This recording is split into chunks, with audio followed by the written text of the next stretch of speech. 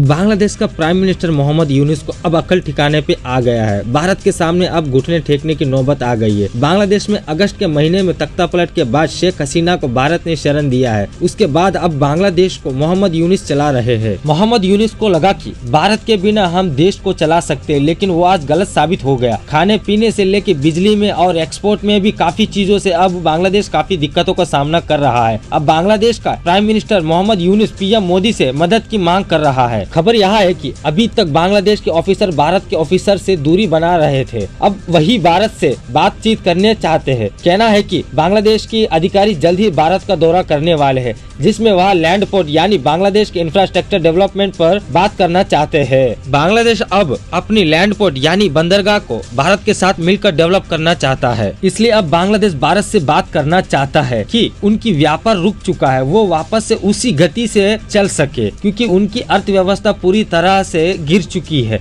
इसलिए बांग्लादेश का झुकना भारत के तरफ से दुनिया को दिख रहा है। आज बांग्लादेश के prime minister Mohammad Yunus prime minister Modi के सामने इसलिए झुकाव कर रहे हैं क्योंकि जब से अमेरिका में ट्रम्प सरकार आया है तब से बांग्लादेश मुश्किलें और भी बढ़ चुके हैं। जब से अमेरिका में ट्रम्प की सरकार आई है तब से मोहम्मद यूनुस को और भी परेशानी देखनी पड़ रही है। जब से हिंदुओं पर हमले को लेकर मुश्किल में यूनुस सरकार 800 पन्नों की शिकायत में इंटरनेशनल कोर्ट पहुंचा है उनका मामला। इसी बीच बांग्लादेश की पूर्व प्रधानमंत्री शेख हसीना जो कि इस समय भारत में है, इन्हें भी मौका मिल गया है और अब शेख हसीना पूरी तरह से एक्टिव हो चुकी है। वह अपनी बांग्लादेश वापसी के लिए अब बांग्लादेश सपोर्टर से नई रैली निकलवा रही है और नई कैंपेन को भी तैयार कर रही है। और एक्सपर्ट्स के तरफ से दावा किया जा रहा है कि पूरी तरफ से बांग्लादेश को तानाशाही देश बनने को कोई नहीं रोक सकता है। हालांकि अभी तक सीधी तौर से बांग्लादेश के प्राइम मिनिस्टर मोहम्मद यूनुस को जो बाइडेन तरफ से सपोर्ट मिलती आ रही थी, जबकि भारत का वार्निंग बांग्लादेश पर कोई असर नहीं पड़ रहा था और उल्टा बांग्लादेश भारत को आंखें दिखा रहा। लेकिन जैसे ही अमेरिका में बाइडेन की सरकार गिरी और ट्रम्प का सरकार बनी, उसके बाद शेख हसीना पूरी तरह से एक्टिव हो चुकी है। शेख हसीना भारत में बैठे बैठे अमेरिका की नई सरकार डोनाल्ड ट्रम्प से लगातार बातचीत कर रही है। डोनाल्ड ट्रम्प का कहना है कि वह अभी भी शेख हसीना को प्रधानमंत्री मानते हैं। डोनाल्ड ट्रम्प अपनी सरकार बनने से पहले ही बांग्लादेश को यह धमकी दी, जिस तरह से हिंदू लोगों और अल्पसंख्यक के लोगों पर अत्याचार हो रहा वह बिल्कुल सहन नहीं करने वाले हैं। अब बांग्लादेश का वर्तमान प्रधानमंत्री मोहम्मद यूनुस का साथ क्या किया जाएगा जल्द ही दुनिया के सामने आने वाला है। इसी बीच मोहम्मद यूनुस के ऊपर टूट पड़ी मुसीबत तो वही भारत के लोगों जश्न का माहौल बना है, क्योंकि खबर निकल कर आ रही है कि बांग्लादेश में उटल पुटल के बीच इंडियन गारमेंट एक्सपोर्ट को काफी ज्यादा फायदा हो रहा है। ओनली सितंबर महीने में ही इंडियन गारमेंट एक्सपोर्ट्स में 17.3%